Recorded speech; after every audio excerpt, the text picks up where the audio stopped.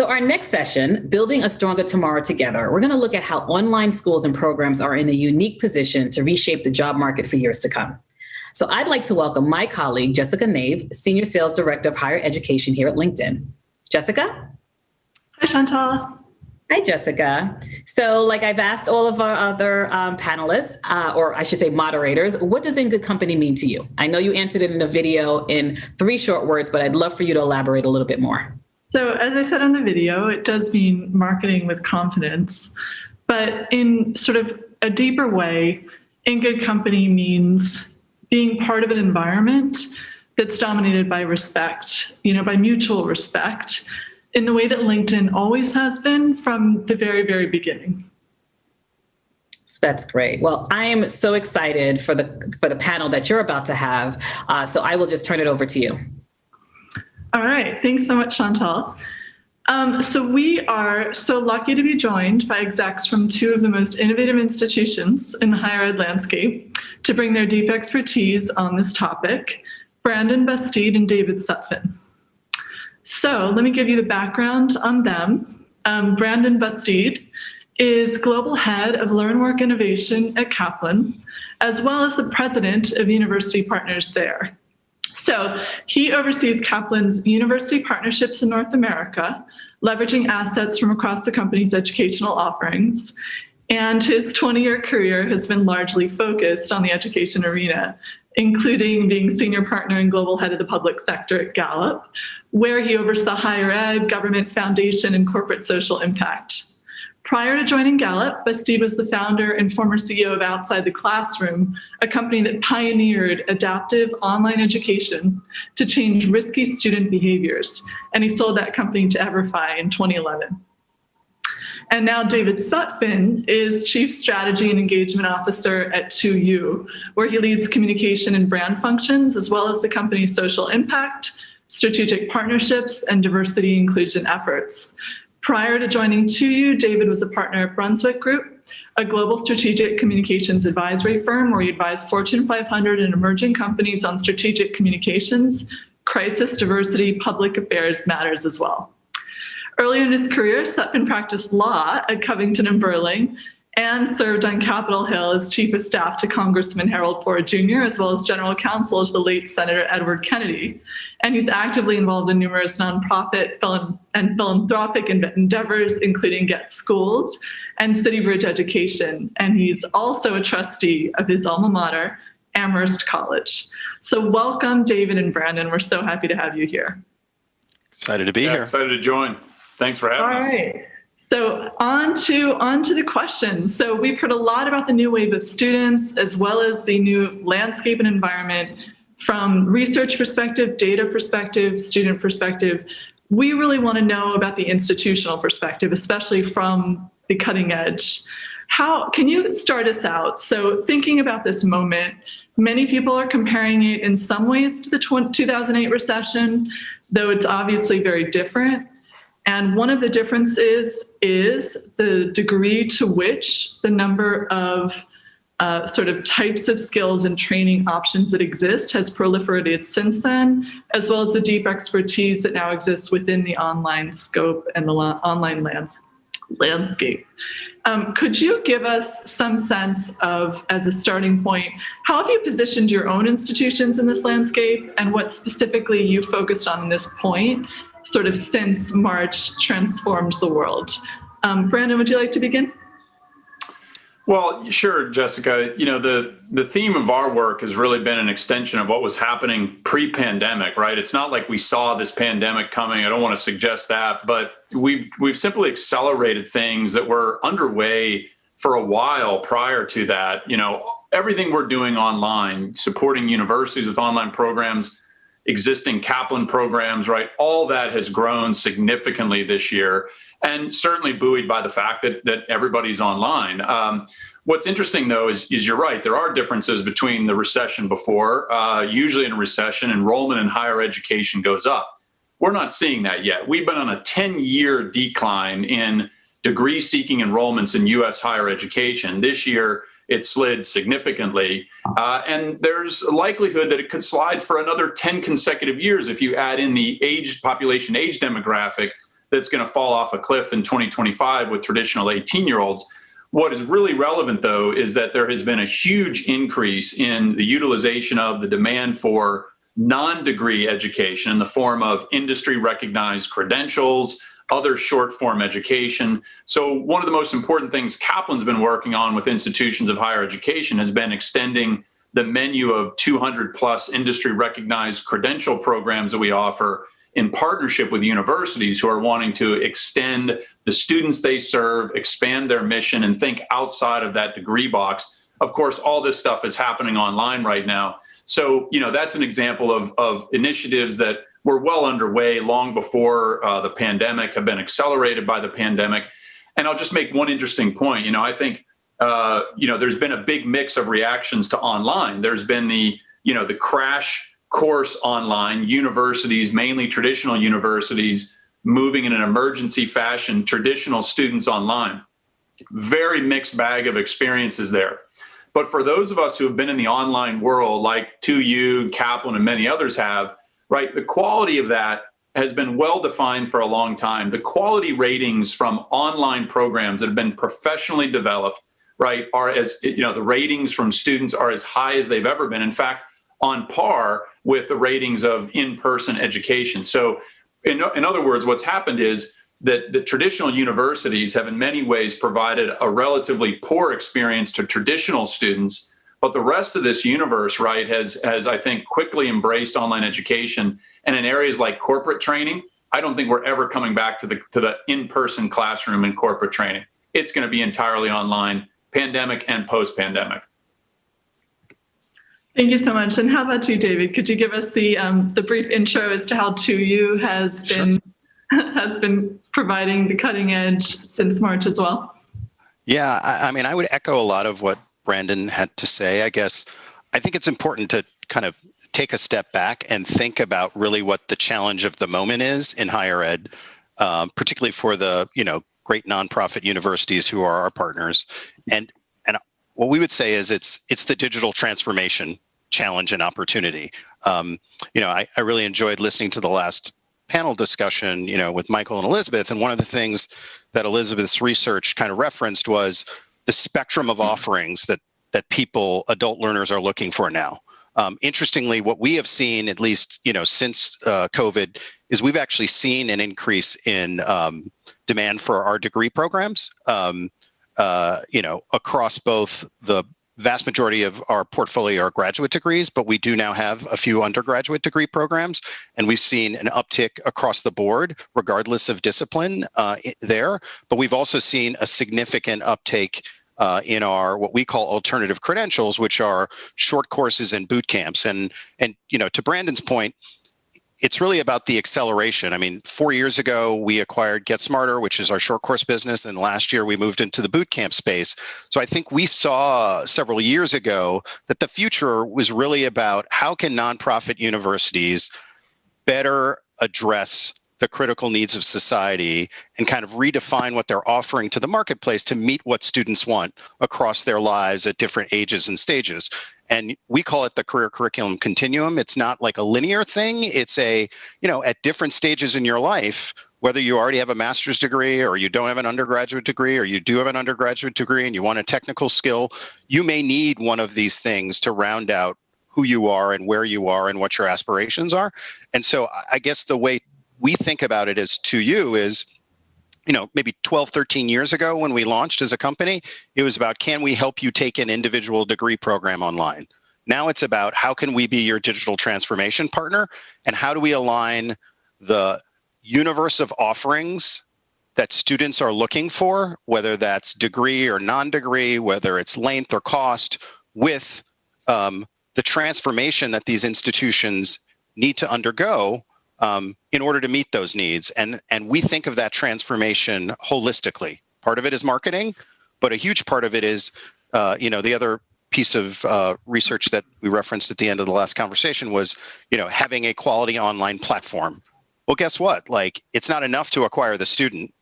You've got to then be able to deliver a compelling learning experience. And we've all learned as a result of the forced migration online that, live lectures over the internet don't cut it.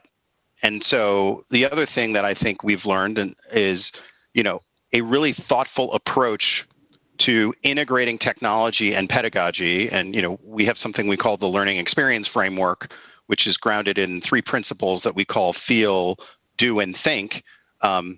If you get that right, the online learning experience, to Brandon's point, can be as good, if not better, because of the dimensionality, the flexibility, and the trend that we see of, consumers expecting their learning experiences to be more like their, media and entertainment consuming experiences.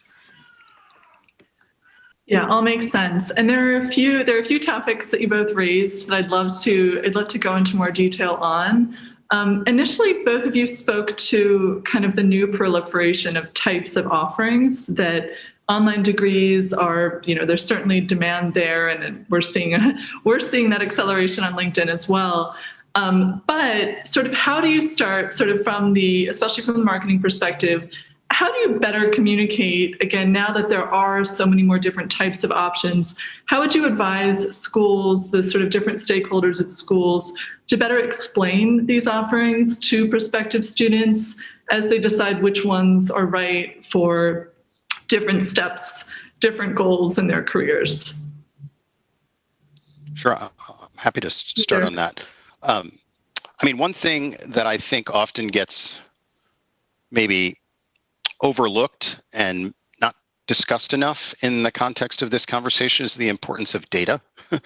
The choice you make at the beginning about what you offer online is a huge component of your success. And we all know that one of the interesting things about higher ed is, brand shows up in lots of different dimensions.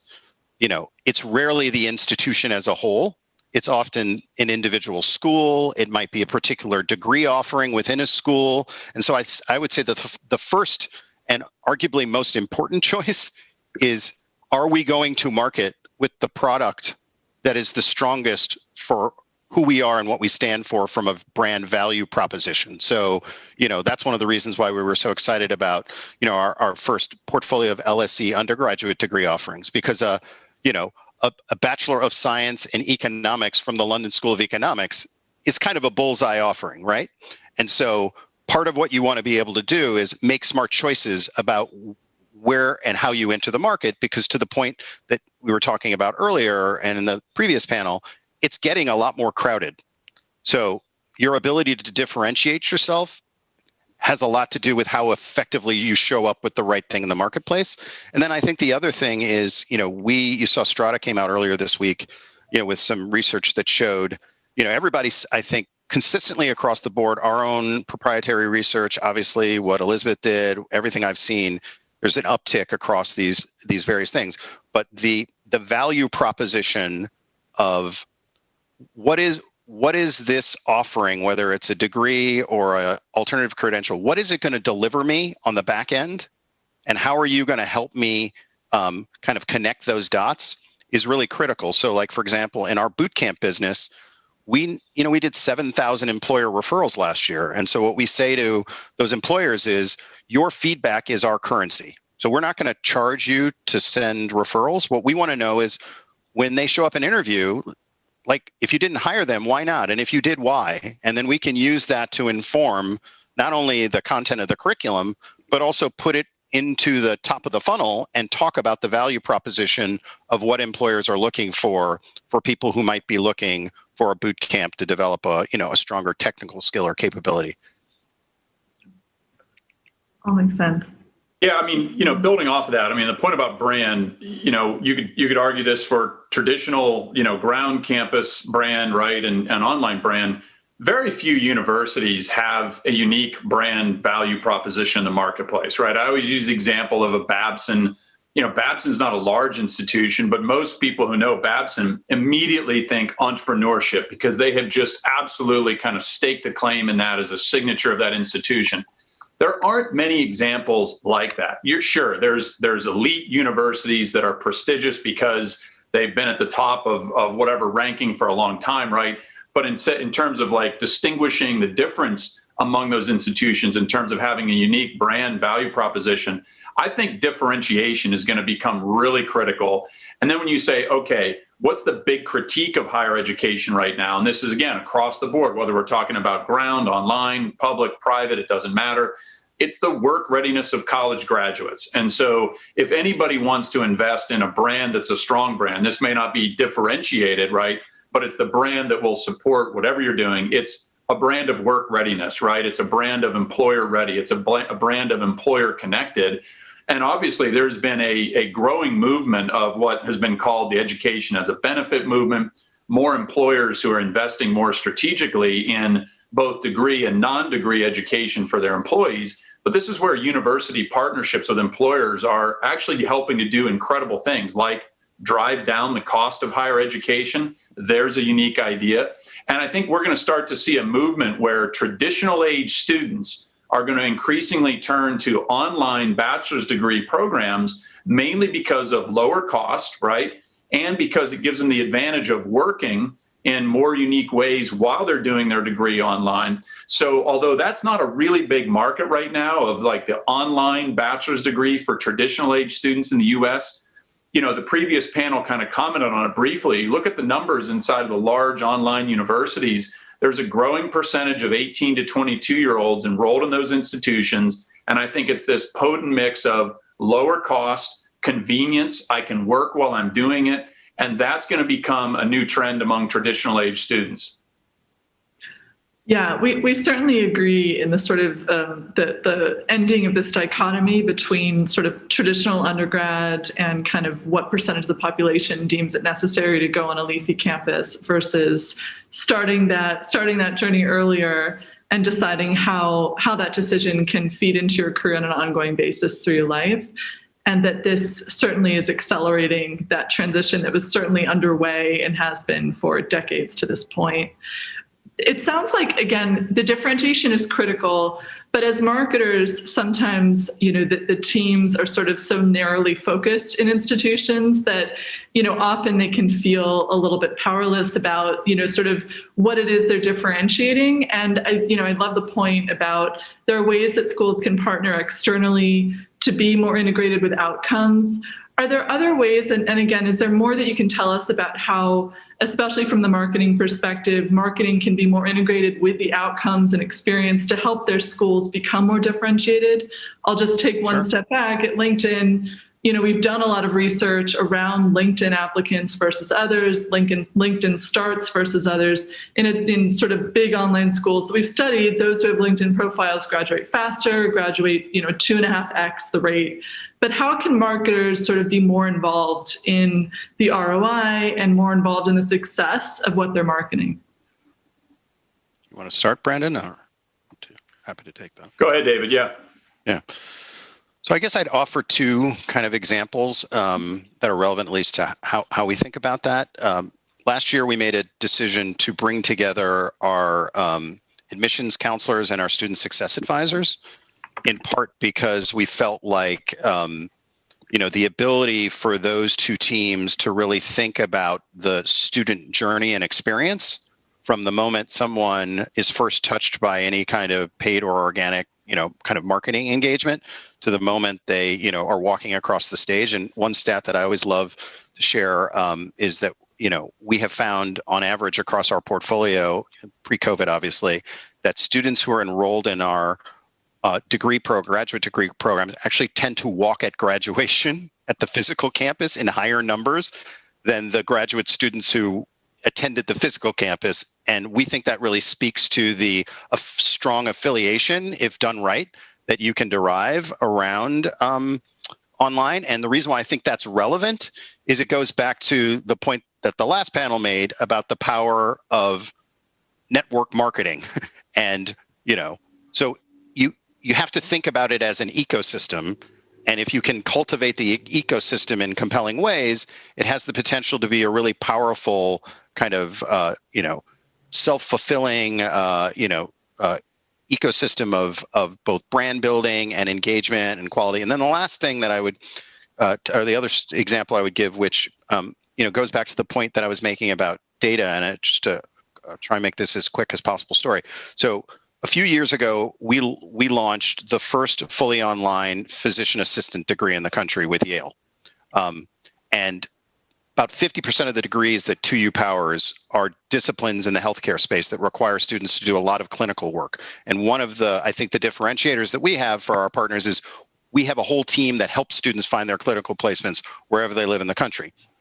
Well, the accreditors who Yale went to get the online degree program accredited were like, well, to get a master's in physician assistant, your students are going to have to do between 12 to 14 clinical placements, and we're not going to accredit this program unless you can prove to us that you can find them.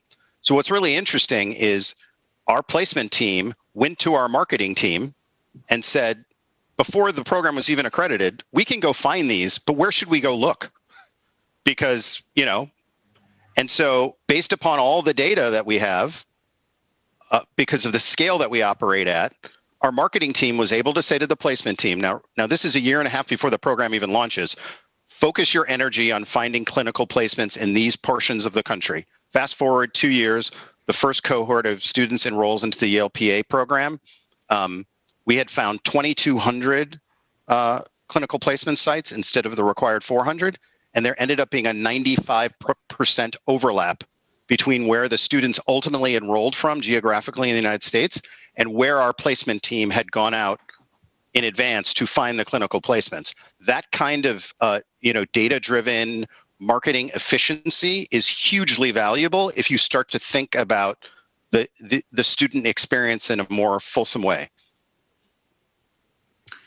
Yeah, I mean, look, we David and I chatted in advance about this one, totally in alignment. This idea of a convergence between, what we'll call the marketing, enrollment management, sales function of an institution with the student support and services functions is really critical, right? And I'm not arguing from an org chart perspective that they necessarily have to be together, although we've seen some provocative examples of that, a lot of alignment of what we've done at Kaplan. But, the idea here is to approach student services and support with the same vigor, sophistication, analytical tools that you do on the marketing front, right? And I think we made many more advances on the marketing front because of the investment of dollars in that area, how critical it is to be able to acquire new students. We're relatively speaking, as a higher ed sector behind on that same kind of energy in the student services section. One of the things that, this is a ground-based example, but it shows up in our online programs too. Any building you walk into where Kaplan provides services for students, you open the front door and you have to walk through our student services team. You cannot get anywhere else in the building until you do that, right? So it's just a simple example of student services and support up front.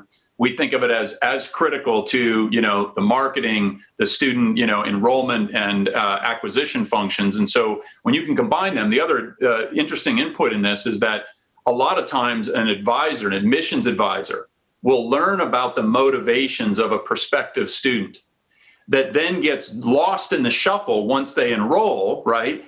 And that's a critical part of knowing how to make me, if I'm that prospective student, successful, is to know what my motivations were, right? To know a little bit about that. So those are also, the kinds of linkages that have to carry through to the student experience. So I think we're going to see big breakthroughs there and certainly a lot of success in those early examples where that's been done. Can I add one other thing to that, Jessica, that I think is maybe relevant to some of what we're going to cover in a few minutes, which is two things. One is, in the 2U context, it's interesting because one motivation for us to do this is, as I think people who are familiar with our business model, we front the investment for the launch of all these programs for our partners. That's one of the value propositions of our model. Well, guess what? If we share in the tuition revenue, retention rate is a huge dimension of the value proposition of how we drive results, not only for our partners and their students, but for 2U. So every percentage increase in retention is a huge upside it's great for the student, it's great for the university, and it's great for 2U. But the other thing that I think is really critical, and you ended the last panel with this discussion is, as higher ed, I think rightfully so, is criticized and held to account to do a more effective job of serving non-traditional students, being more accessible, particularly to, Black students and underrepresented students of color, first-gen students, the support services become even more critical. So if you don't actually have this integrated approach, you then end up in a situation where you run some of the risks that we saw in the first wave of online, where people enroll and they don't persist. I think one of the things that we are most thrilled about, I think, is we have a 70+% average retention rate across our degree portfolio, and our boot camps and short courses have 90+% retention rates. Those are as good, if not better, than most physical campus programs, and some of that is a function of the more fulsome amount of support services that we provide, and that gives us confidence if we are able to broaden the aperture and serve more non-traditional students, that we can help them be as successful in achieving their goals and persisting and graduating, as students who, have, a longer track record demographically in terms of making it through higher ed. I'm so happy you brought that up. I'm going to pause for 1 second and remind everybody that the QR code that is appearing periodically is intended for anyone to ask questions that we will be aggregating behind the scenes and asking at the end. So please feel free to submit those anytime. It's so interesting, it also sort of harkens back to the research that we did with prospective students, talking about the network sort of being what motivates them to start school. But, our suspicion about the LinkedIn research that, LinkedIn is associated with higher graduation rates is similarly that a network is what keeps you in school as well.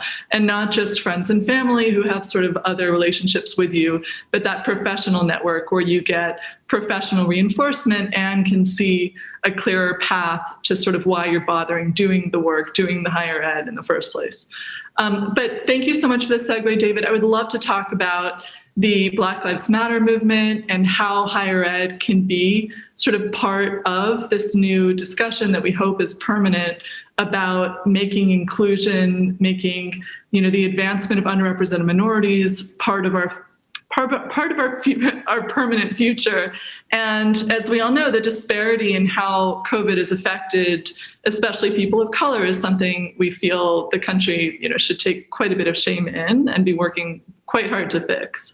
One of the interesting pieces of the research is that COVID did have different impacts on communities of color, not in their desire to attain higher education, but that was one of the points of differentiation between whites and non-whites in the survey in terms of sort of the limitations they might feel about, the economic barriers in their ability to attain higher education. That was one difference sort of that we found, and something that we hope we can work with higher education to address, to make things, to address the accessibility gap that was clearly coming through.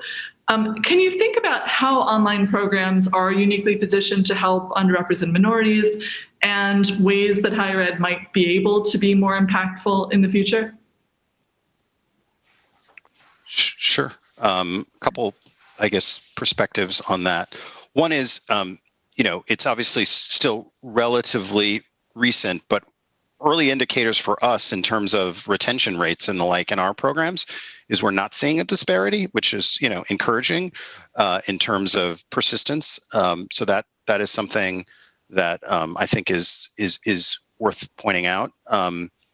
It's before the George Floyd Black Lives Matter protests, and in large part in reaction to the impact that COVID also had in terms of its disproportionate negative impact on communities of color and working women.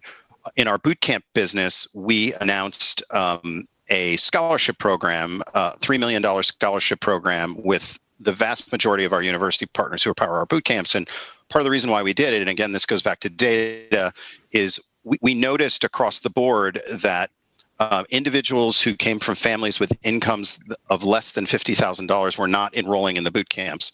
And we ultimately concluded that we thought the biggest reason for that was just an affordability, accessibility component to it.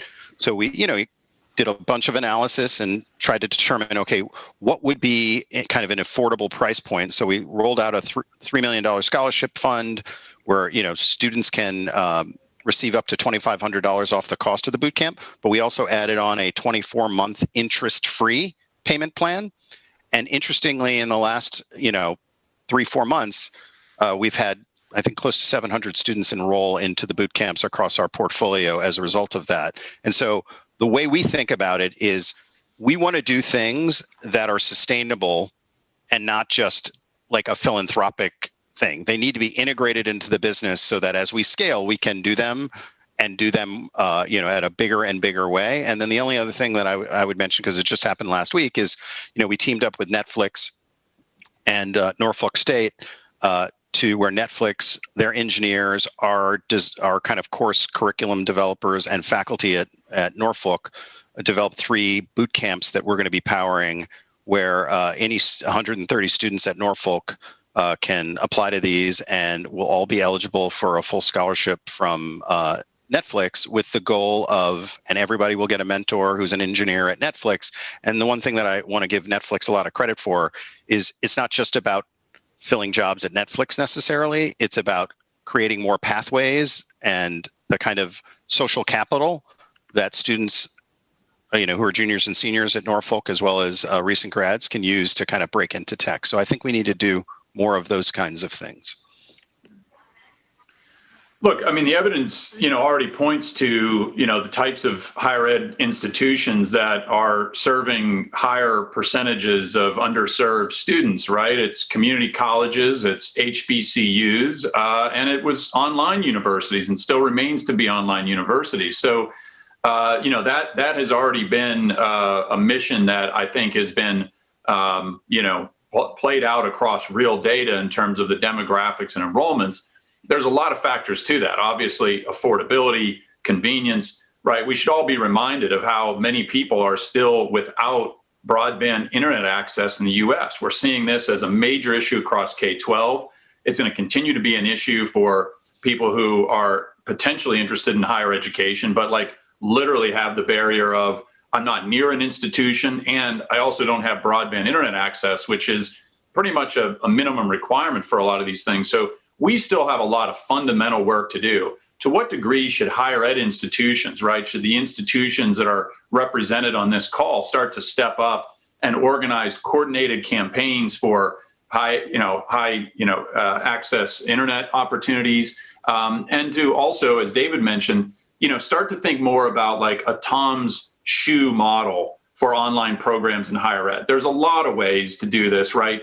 Thinking about setting aside scholarship funds and certain things like that. Nothing beats trying to focus on lowering the actual cost of the program delivery. But the beauty of online programs are, once you've got the sunk cost in the establishment of them, there are much lower incremental costs to add another student.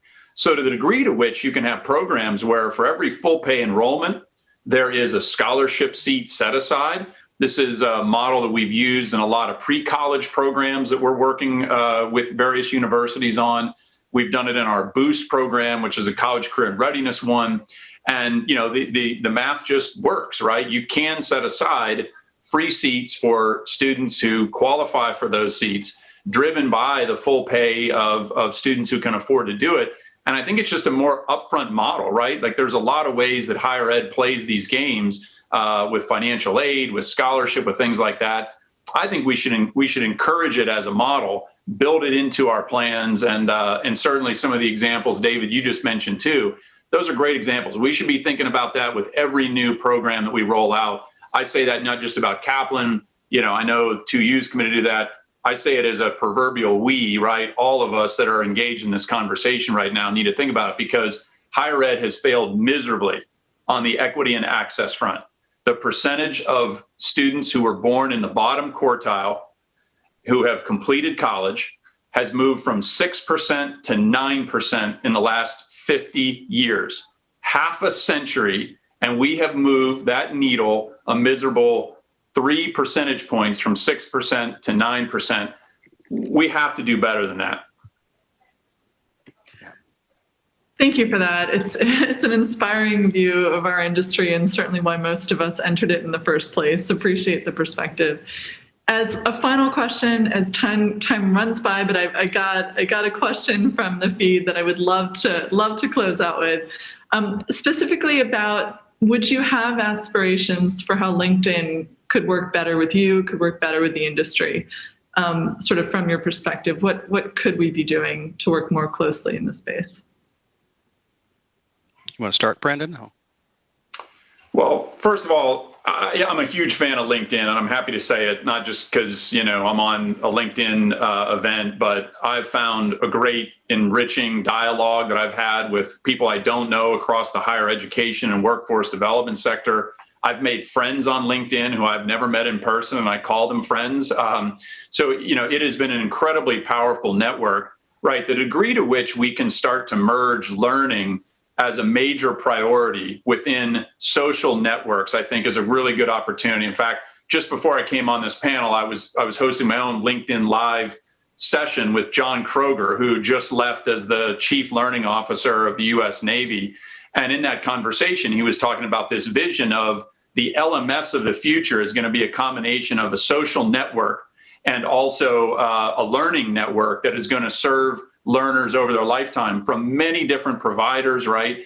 And so it was an interesting, inspiring vision. LinkedIn is already kind of in that place, right? As a professional social networking platform that also has LinkedIn Learning and obviously a lot of rich relationships with universities. So I would say, let's keep pushing the innovative thinking around partnerships that can be created with LinkedIn as an ecosystem kind of platform, because I know that a lot of us would be interested in that, whatever those ideas might be.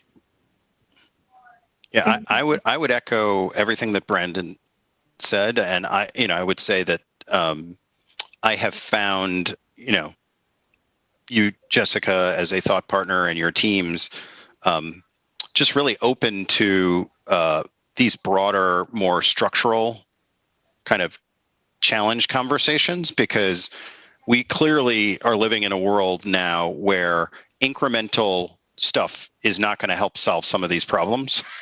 And we need to be thinking in more systemic, holistic ways about tackling various things. And so what gets me excited about LinkedIn is I do feel, foundationally that there is kind of an aligned incentive structure around, what cultivating networks of people who are driven by their career aspirations and that sense of both belonging and a desire to kind of better themselves. And there's something there that I think as more people move online, the alignment between where people are doing their learning and LinkedIn as a place that can cultivate that and drive more value and drive out some of the inefficiencies that exist between aspiration and career, I think is really powerful. And so, I feel like, not that when LinkedIn was launched that people thought that, education would be the place where it might be able to fulfill its most core kind of purpose and mission. But I do feel very strongly that education will be one of the places that, when, Wiener and everybody look back and say, says, why did we found this company? That this will become a manifestation of it in a really powerful way. And I know 2U is excited as, one of your strongest partners in this space to help get us there more quickly, because we clearly need it. Well, we wholeheartedly agree, and we'll be working toward those. Greatly appreciate it. I'm going to bring Chantal back to close out, but again, can't tell you how much I appreciate the insight and perspective that you both brought to these incredibly important topics. And I echo that, Jessica. Thank you to David and Brandon for the insightful conversation. What I loved is how many times you guys said we, the collective we, all of us, LinkedIn, all of the higher ed institutions that are on this call. It is a collective effort. So thank you so much for the insightful conversation. So, yep. That is healthy, everybody. Thank you. Thank you.